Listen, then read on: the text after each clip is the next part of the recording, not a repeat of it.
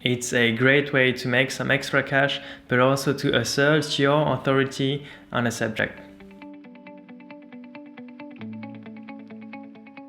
What's your topic? If you're still looking for one, have a look at keywords and Google Trends to see what content is actually searched. Write it down. First the structure, the title and subtitles, then the key learnings. You can either work with bullet points or write the whole script. The important is not to feel robotic. And remember that you don't need your course to be over 15 hours long. On Skillshare, for example, for maximum engagements, they recommend you to create an around 40 minutes one. The shooting can take different aspects. Here are some formats to consider. Often it's a combination of these to make the whole more dynamic and interesting. Slide presentation, and if you're more fancy, can be a motion graphics animation.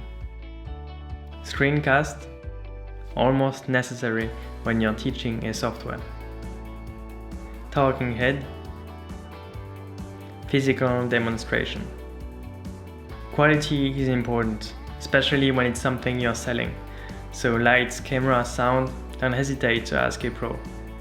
To keep the flow as well, if you're renting something, it's good to keep it in blocks. Maybe you can get it all done in one day.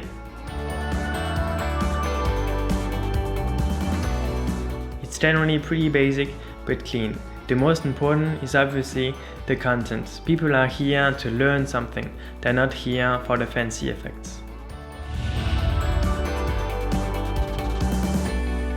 Go for a platform like Skillshare or Udemy or on your own website. And if you don't have an IT team behind it, you can also do it yourself on your WordPress site.